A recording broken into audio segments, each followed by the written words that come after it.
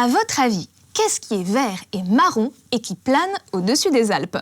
Non, non, on ne parle pas de la fille cachée de Hulk et de la vache Milka qui ferait un petit tour en tyrolienne. On parle de parcelles de terrain gigantesques que des chercheurs déplacent en hélico à travers les montagnes pour étudier les effets du réchauffement climatique. Vous êtes intrigué, je parie?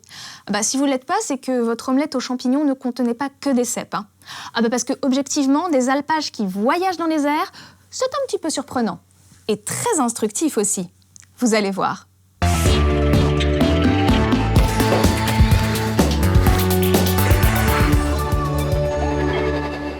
Bienvenue dans les Alpes, juste à côté du jardin du Lautaret.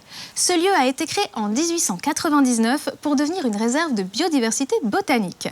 Aujourd'hui, il abrite plus de 2000 espèces de plantes d'altitude et c'est absolument sublime.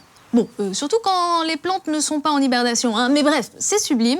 Et puis nous, on était surtout là pour la science.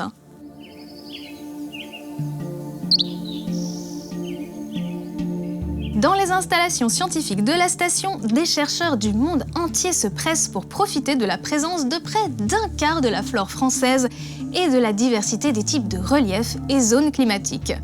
Ici, les scientifiques étudient l'adaptation des organismes à la haute altitude, mais aussi le fonctionnement des écosystèmes alpins ou encore le manteau neigeux grâce à des dispositifs expérimentaux de pointe, des serres, des stations de mesure et des équipes qui connaissent les montagnes comme les poches de leurs pantalons de terrain.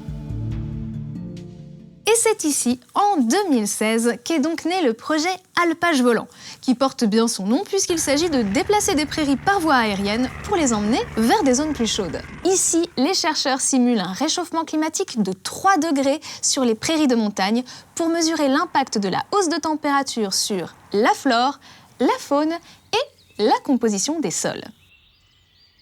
Et pour ça, ils ont donc grimpé d'abord en 2016, puis en 2021 à 2500 mètres d'altitude pour y découper des parcelles de terre pesant 120 kg chacune.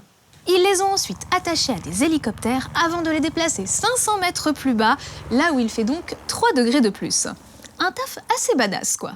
Jusqu'ici, ce sont 10 parcelles de prairies alpines de 4 mètres carrés qui ont été déplacées. Mais on surveille également des prairies de contrôle qui restent bien au frais. Le but est bien évidemment d'étudier les différences entre celles qui sont restées en haut et celles qui ont fait un petit tour en hélico. Car oui, le réchauffement climatique, ce n'est pas juste une histoire de température. C'est aussi et surtout une transformation en profondeur de tous les écosystèmes. Ce qui suppose une adaptation éclair de tous ceux qui ne veulent pas mourir. Spoiler, c'est pas gagné pour tout le monde. Depuis la migration des parcelles, des prélèvements sont effectués plusieurs fois par an par les chercheurs, qui étudient de près les plantes, mais aussi les petites bêtes qui peuplent les alpages. Concrètement, comment procède-t-on? Non, parce que vous imaginez bien qu'on ne va pas compter les lombrics ou les micro-champignons à l'œil nu, évidemment. Pour savoir, parmi les espèces présentes, qui s'épanouit malgré le réchauffement et qui morfle sa petite maman en short à la montagne, on traque la présence de leurs ADN dans les sols. Comme vous le savez, chaque espèce animale ou végétale présente une signature génétique unique, un genre de code-barre d'identification.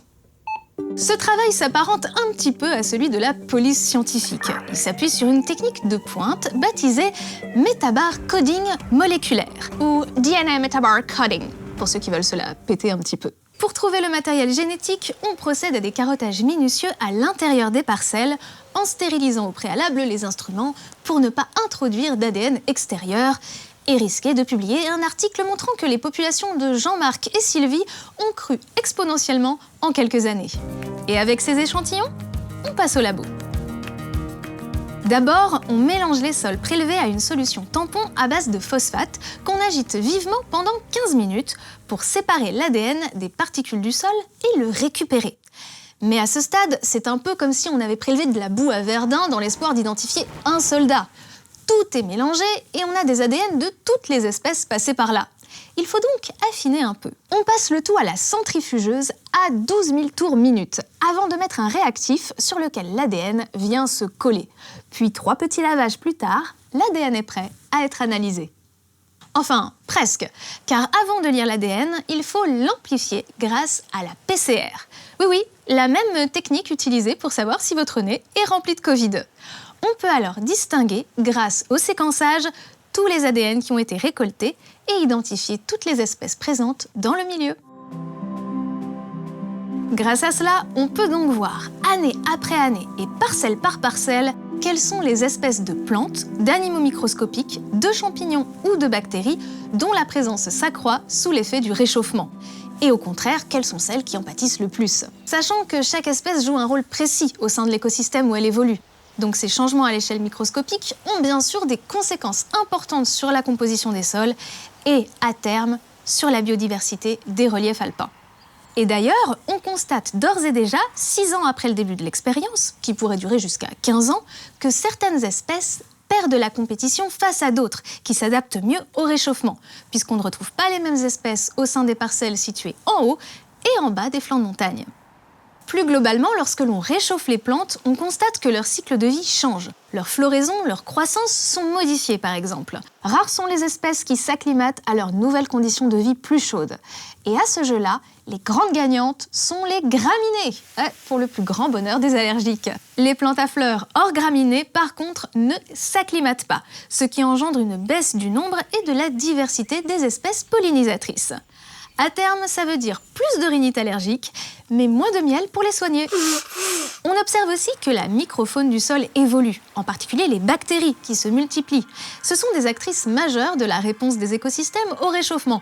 Alors ce n'est pas juste par voyeurisme qu'on s'y intéresse. Là aussi, des espèces disparaissent et sont remplacées avec des conséquences sur le fonctionnement des écosystèmes, comme la décomposition de la litière, la provision de nutriments et bien sûr la pollinisation.